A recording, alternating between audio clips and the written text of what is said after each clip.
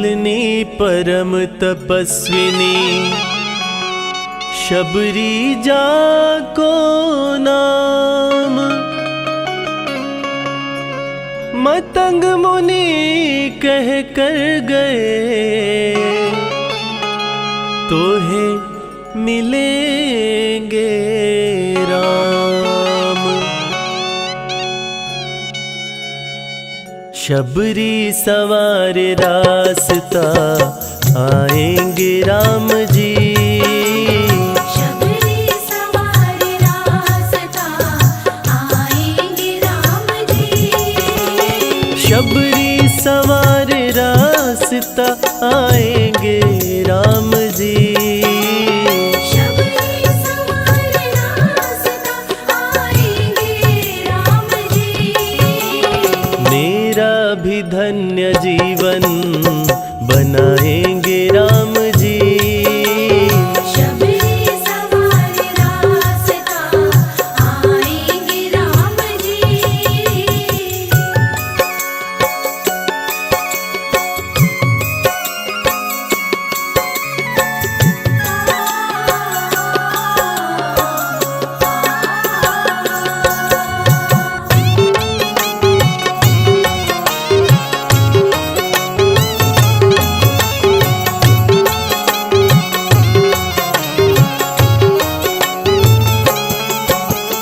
हाथों से रोज अपने राहे बुहारती।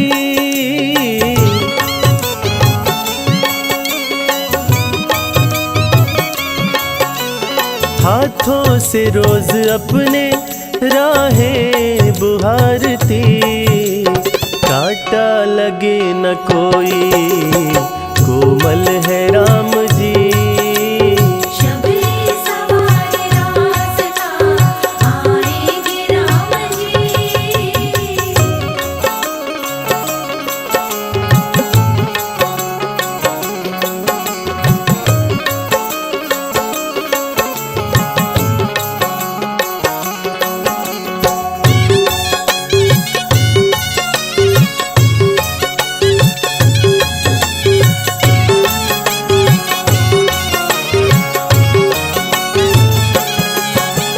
दलिया में बेर बागों से चुन चुन के ला रही।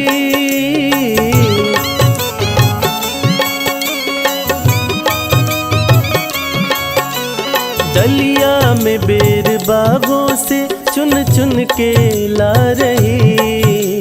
खट्टे हो चाहे मीठे खाएंगे राम जी। शबरी सवार रास्ता आएंगे राम जी।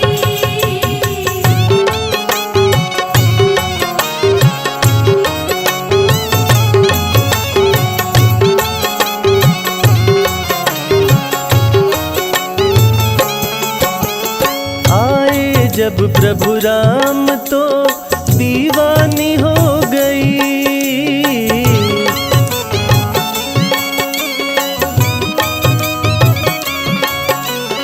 आए जब प्रभु राम तो दीवानी हो गई। बैठाया ना श्री राम को भोली है शबरी। शबरी सवार रास्ता आएंगे राम जी।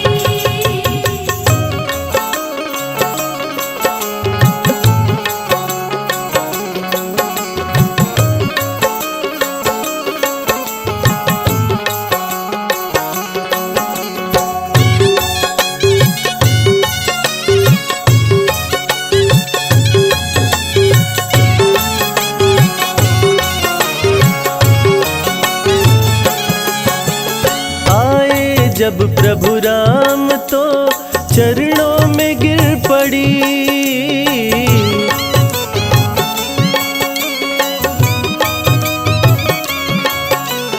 आए जब प्रभु राम तो चरणों में गिर पड़ी।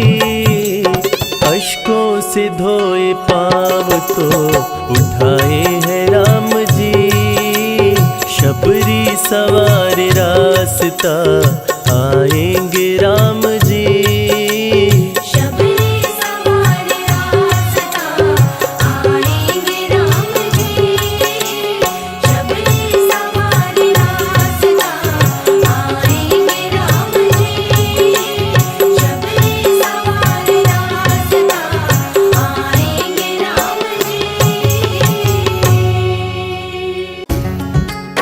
रघुपति राघव राजा राम, पतित पावन सीताराम, कौशल्या के प्यारे राम, दशरथ राज दुलारे राम।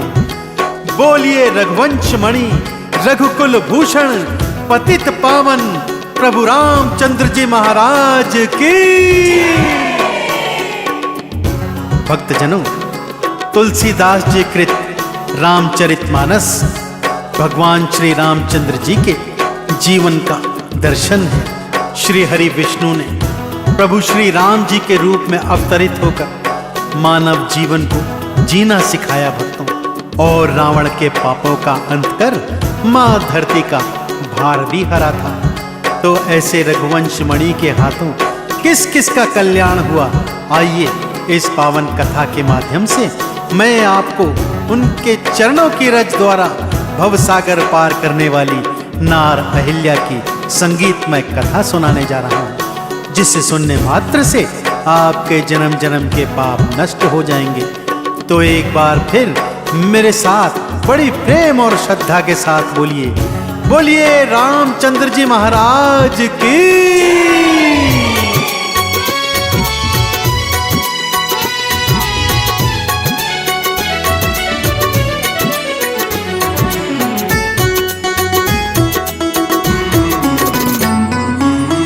नार अहिल्या श्रापित नारी,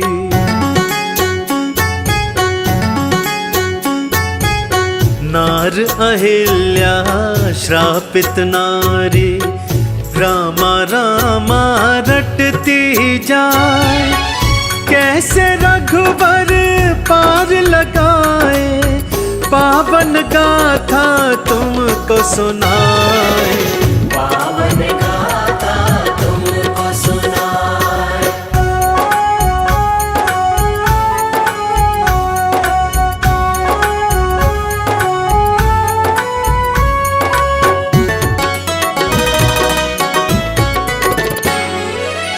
धरती विष्णु सन्मुख आई, हरि चरणों में शीश नवाई। रावण द्वारा मचाए गए आतंक से, उसके द्वारा फैलाए गए पाप ताप संताप से त्रस्त होकर धरती मैया ने गौ माता का रूप बनाया और देवी देवताओं सहित श्री हरि विष्णु के चरणों में पहुंच गई। जाकर प्रार्थना करती है, प्रभु आपका तो वचन है, जब जब पापी बढ़ेंगे, पाप बढ़ेगा, साधु संतों का हनन होने लगेगा, तब तब आप अवतार लेकर मुझ धरती पर प्रकट होंगे।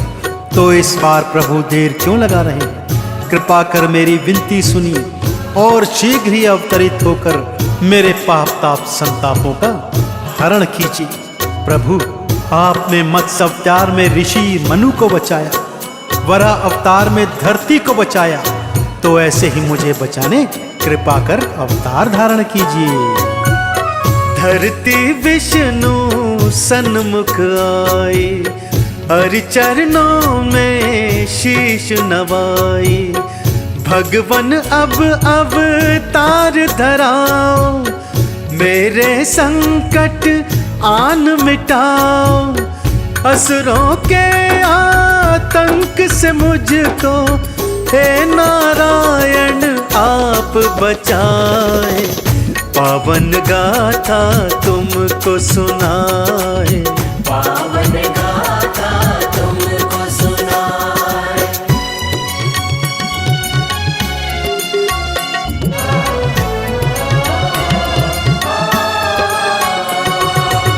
श्री हरि ने ढाढ़स बंधवाया, शीघ्र ही लूं अवतार बताया।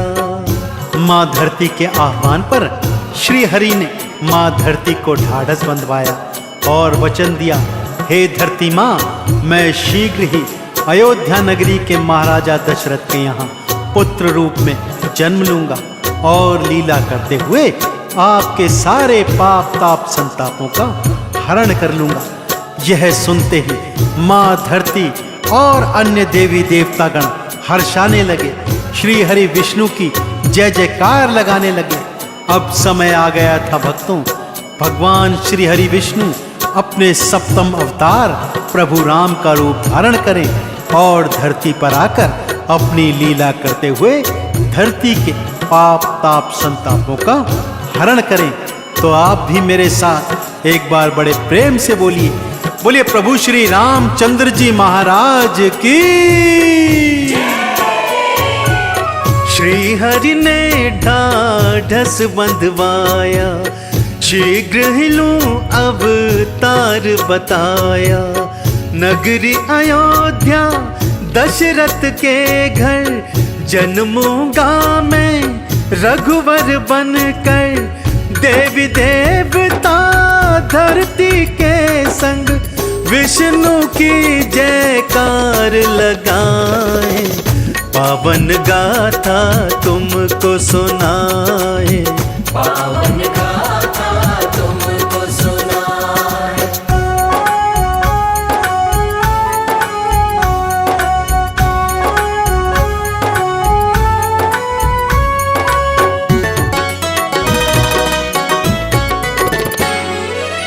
श्री हरि फिर लीला दिखलाए, मात कौशल्या के गर्भ आए।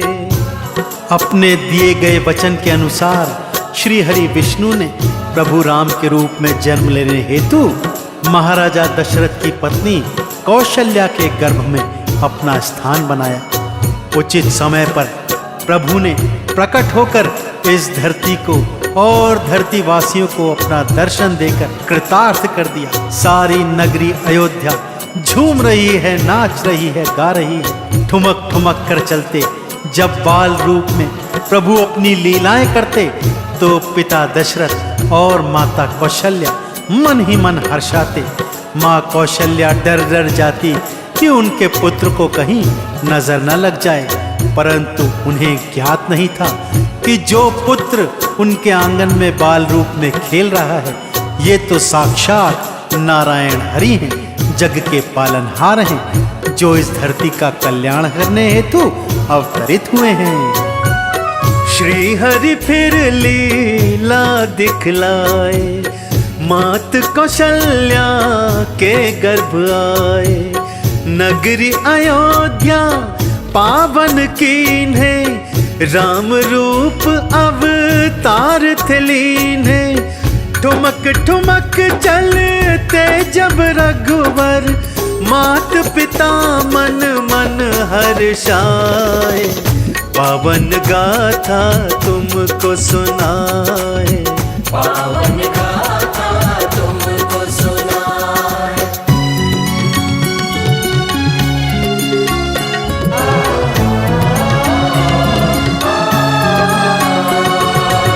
संग थे जन्मे तीन और भाई, भरत लक्ष्मण शत्रुघ्न भाई। महाराजा दशरथ की 3 रानियां थीं, कौशल्या, कैकेयी और सुमित्रा। कौशल्या के गर्भ से प्रभु राम ने जन्म लिया था। सुमित्रा के 2 पुत्र हुए, लक्ष्मण और शत्रुघ्न, तथा कैकेयी का एक पुत्र हुआ जिसका नाम था भरत। चारों राजकुमार प्रांगण में खेलते कूदते शिक्षा ग्रहण करते धीरे धीरे युवावस्था में आ गए। मुनि वशिष्ठ के आश्रम में जाकर उन्होंने शिक्षा दीक्षा ग्रहण की। गुरु माता की सेवा करते, आश्रम की सेवा करते और कभी भी इस बात का भान नहीं करते कि वो तो एक राजा के पुत्र हैं। शिक्षा दीक्षा ग्रहण करने के पश्चात चारों कुमार युवावस्था में अयोध्या नगरी को आ रहे हैं और उनके स्वागत हेतु अयोध्या नगरी घी के दीप जला रही है। संग थे जन्मे तीन और भाई, भरत लक्ष्मण शत्रुघ्न भाई। गुरुवर के फिर आश्रम आए, गुरु से शिक्षा दीक्षा पाए। गुरु माता की सेवा करते, नियम व पालन करते जाए। पावन गाथा तुमको सुनाए, पावन गाथा तुमको सुनाए।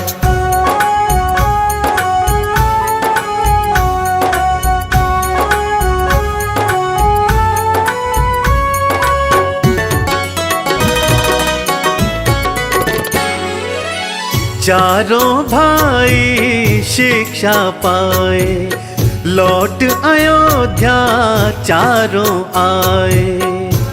चारों कुमार अयोध्या नगरी लौट आए हैं और जैसा कि मैंने कहा, अयोध्या नगरी तो झूम रही है, नाच रही है, गा रही है, खुशियां मना रही है। चहुं ओर खुशियों का वातावरण है।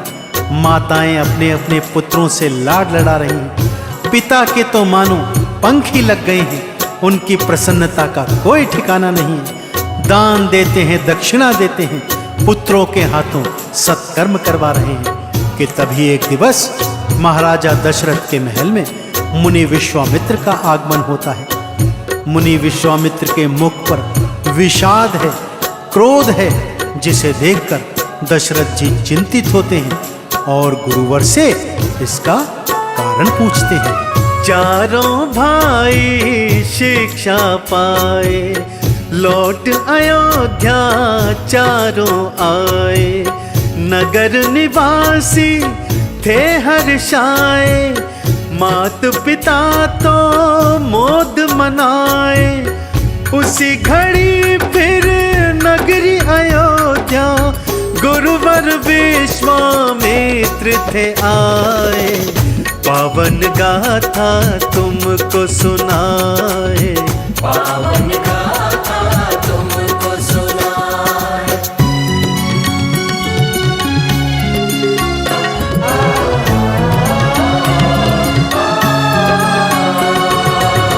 दशरथ आदर से बुलवाए, आने का कारण थे पुछवाए।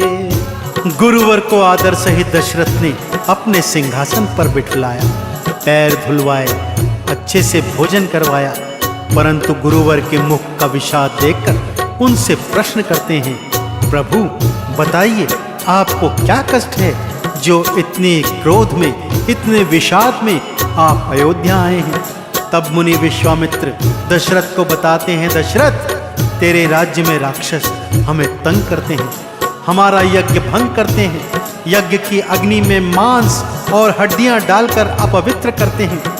इस हेतु तुम तुरंत राम और लक्ष्मण को मेरे साथ वनों में भेजो। वो हमारे यज्ञों की रक्षा करेंगे और असुरों का अंत करेंगे। दशरथ सुन चिंतित हो जाते हैं, कहते हैं ये तो अभी बालक है प्रभु, मैं चलता हूँ सेना लेकर।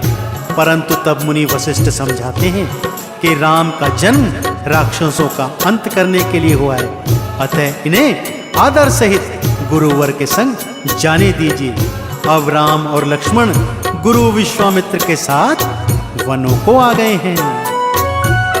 दशरथ आदर से बुलवाए, आने का कारण थे पुछवाए।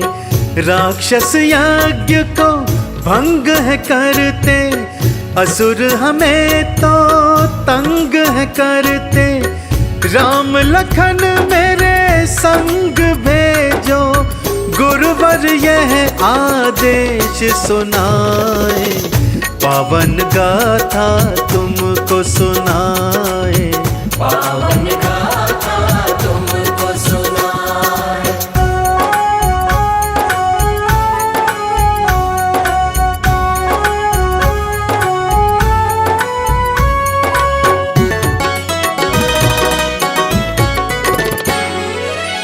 गुरुवर संग वन को थे आए, ताड़ का राक्षसी मार गिराए। वन में घूमते घूमते अचानक एक निर्जन स्थान आता है। तब प्रभु राम पूछते हैं, भगवान ये स्थान इतना निर्जन क्यों? तब गुरुवर बताते हैं, पुत्र ये पापन ताड़ का राक्षसी का स्थान है, ये मनुष्यों का आहार करती है, सावधान रहना और इसका अंत करना। तब प्रभु राम गुरुवर से कहते हैं, प्रभु नियम के अनुसार स्त्रीवध पाप है। परंतु गुरुवर कहते हैं कि ये स्त्री नहीं, ये राक्षसी है। तब राक्षसी ताड़ का अट्टहास करती हुई आती है और प्रभु राम के हाथों मारी जाती है। ऐसे ही राम लक्ष्मण अनेक असुरों का अंत करते हैं और गुरु के यज्ञ की रक्षा करते हैं। गुरुवर अब अत्यंत प्रसन्न हैं। वो चैन से पूजा अर्चना कर पाते हैं, यज्ञ कर पाते हैं कि तभी उन्हें मिथिला नगरी आने का संदेश प्राप्त होता है। अब राम, लक्ष्मण और गुरु विश्वामित्र मिथिला नगरी की ओर चल रहे हैं। गुरुवर संग वन में थे आए, ताड़ का राक्षसी मार गिराए। असुरों का फिर अंत था कीन्हा, गुरुवर ने आशीष था दीन्हा। फिर गुरुवर के संग में दोनों देखो मिथिला नगरी जाए। पावन गाथा तुमको सुनाए, पावन गाथा तुमको सुनाए।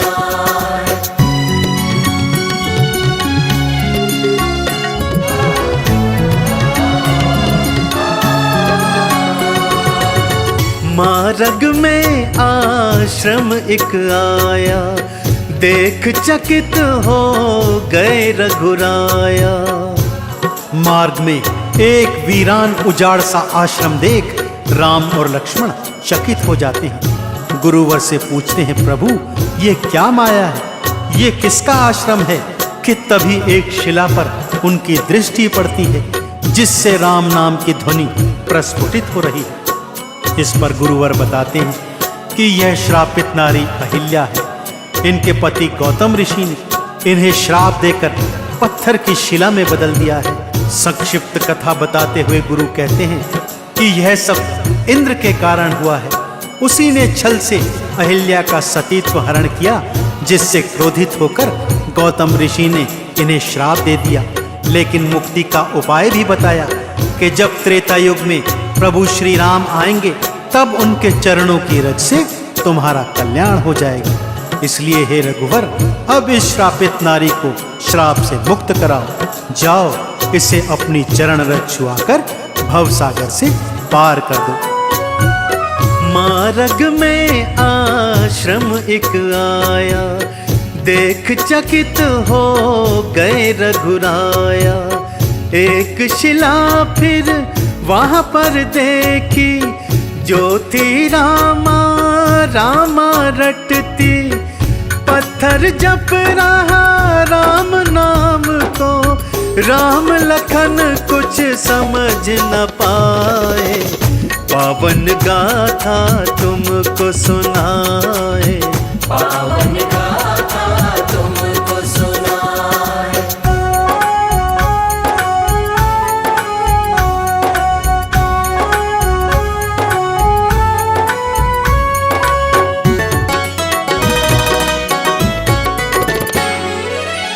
ये है श्रापित नार अहिल्या, ऋषि गौतम की नार अहिल्या। प्रभु श्री राम गुरु चरणों में शीश नवाते हैं और कथा को विस्तार से सुनना चाहते हैं। तब गुरुवर बताते हैं कि गौतम ऋषि बहुत महान तपस्वी थे, जिनके तप से इंद्र डरता था और इनके तप को भंग करने हेतु उसने कुटिल योजना बनाई। जब गौतम ऋषि गंगा स्नान को चले गए, तब उसने गौतम ऋषि का रूप धरा और अहिल्या के आश्रम में चला गया। और अहिल्या ने उन्हें पति जानकर उनके साथ पति धर्म का पालन किया। जब गौतम ऋषि आए, उन्होंने इंद्र को अपने स्वरूप में आश्रम के भीतर देखा तो क्रोधित होकर अहिल्या को श्राप दे दिया और इंद्र वहां से भाग खड़ा हुआ। परंतु जब उन्हें अपनी भूल का एहसास हुआ कि गलती तो इंद्र की थी, तब उन्होंने श्राप से मुक्ति का उपाय भी बता दिया। अब देर न करो पुत्र, अपने चरणों की रज छुआकर इस श्रापित नारी का उद्धार करो। ये है श्रापित नार अहिल्या, ऋषि गौतम की नार अहिल्या। इंद्र के हाथों धोखा खाई, गौतम ने श्रापित करवाई। श्राप के कारण नार अहिल्या, देखो शिला में बदली जाए। पावन गाथा तुमको सुनाए, पावन गाथा तुमको सुनाए।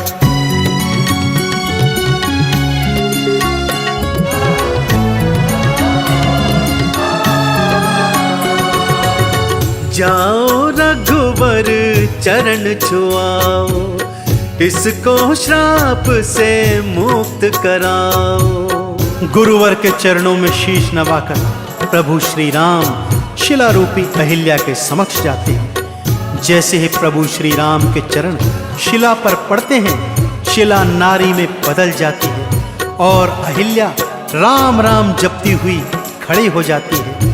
नतमस्तक हो प्रभु श्री राम के चरणों में शीश नवाती है तथा उनका बार बार धन्यवाद करती है कि उनकी चरण धूलि से वो श्राप से मुक्त हुई, और प्रभु से प्रार्थना करती है, हे प्रभु, वो अपने पति के पास जाना चाहती है।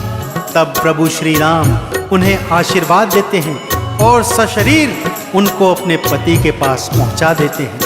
तो ऐसे ही भक्तों, यदि आप भी जीवन में समस्त सुख भोग कर अंत में वैकुंठ लोक प्राप्त करना चाहते हैं, तो प्रभु श्री राम के नाम का गुणगान करते रहिए। इनकी चरण धूलि से माथे चंदन तिलक लगाते हुए बोलिए, बोलिए श्री रामचंद्र जी महाराज की। जाओ रघुवर चरण छुआओ, इसको श्राप से मुक्त कराओ। गुरुवर आज्ञा पालन कीन्हे, चरण की रज से पार्थ कीन्हे। इन चरणों के पावन रज से आओ चंदन तिलक लगा